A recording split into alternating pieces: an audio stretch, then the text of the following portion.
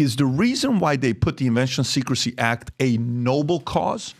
Or was it the fact that people of big industries were afraid that maybe they're about to lose some of their control and business that they have? Because there's a part of it that could be like, no, it was noble. We were worried. We wanted to make sure that certain things wouldn't be available to other people, because if they did, what if out there in the free marketplace somebody explodes and messes with this uranium, and then all of a sudden we lose our country, we lose all this stuff.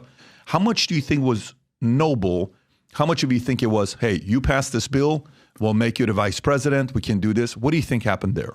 I think it's both. I think for certain, there are certain valid national security secrets that are technological that should be kept that way, and I don't have a grievance with that. What's terrible is when there are corrupting influences from financial and corporate sectors that then it's the tail wagging the dog of the government of we the people, right?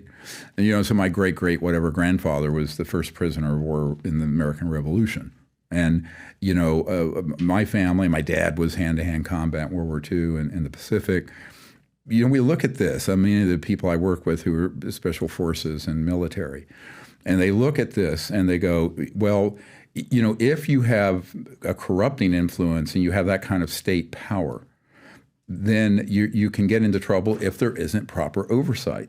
And there hasn't been. What I'm trying to say is that between the 50s and now, after Eisenhower got shoved aside, the folks who have been working and keeping these secrets are not necessarily doing it on behalf of the U.S. government or the American people or the world. They're doing it on behalf of their own interests, which are usually financial and global power related. And that is the problem. It's a big problem when no one's minding the store. This is why I've been trying to get Congress to have subpoena power through the House Oversight Committee and the members of Congress I've been meeting with, which we'll get into that. That's just been blocked, by the way.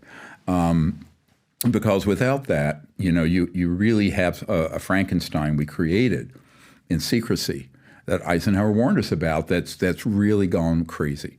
So yes, there are some valid national security secrets that would be covered by that. But on the other hand, it's like your grandmother's skirt. It hides everything, right? And they can hoover up totally legitimate technologies that, for example, you could have an electric car but not have 900 pounds of lithium-ion batteries. You'd have a battery about this big, and it would start up a electromagnetic generator pulling energy out of, we can talk about this, what's called the quantum vacuum or zero-point energy field, and you'd never have to plug the thing in, right? So that was in there at that time? That existed in 1920s. Nikola Tesla had one, and we've documented this. Now remember, when Nikola Tesla died in 1943, the FBI went in and seized, I think it was 40-some trunks, or no, it was 20-some trunks of secret papers. And I have a group that's thinking of suing for those. But those— Who still has that? The U.S. government has that, or the military-industrial complex has that? This is a good question, because where does this stuff go once it gets hoovered up under the Secrecy Act? And this is a big problem, because you would think, let's make this real for people, right? So back going 1993 is 31 years.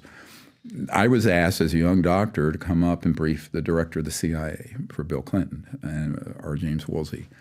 And it's because he and the president had started looking into this issue, the whole UFO issue, all of it. And they had been denied access and blocked and were being lied to. You're in the room with both of them?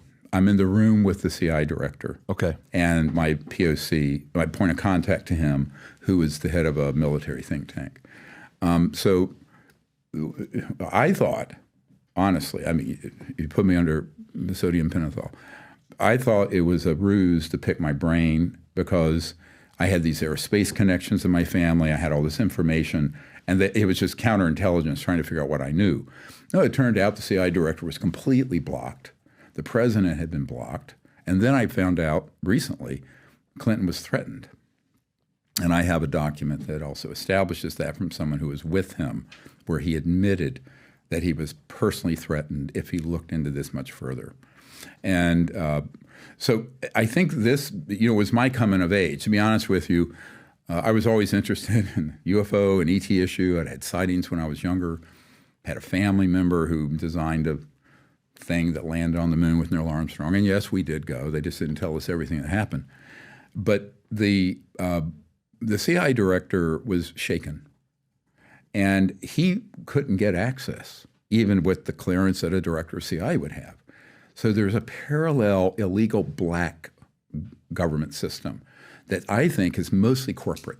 So if you're asking me where the center of power on this is, you know, everyone in Congress and the National Security Council and the president wouldn't add up to anything, a hill of beans, compared to what Lockheed Skunk Works and my uncle, Northrop Grumman, he had his whole career with Northrop Grumman, Raytheon, and some of these other huge behemoths that are contractors, but who have highly compartmented operations dealing with this. Now, we actually have the information and a letter from the director, the head of the Lockheed Skunk Works, the top secret aerospace engineering. And it's in the archive. We release this now, both the letter written to him from a friend that his widow gave to us and the reply from Ben Rich. And it says point blank, his friend said, do we have these UFOs? And he says, yes, some are extraterrestrial, many are ours. And he admits they're ours, meaning human-made. So people think that technology stands still, but if you're at the threshold in the 20s, 30s, 40s, discovering this area of science, of electromagnetic physics, post-quantum sort of entanglement, we can get into this, it's sort of boring for the general public.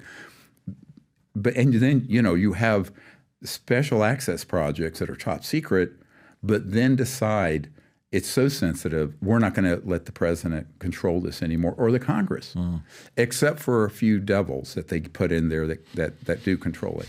So it's a complicated story. The architecture of this secrecy, you have to throw your high school civics book in the trash.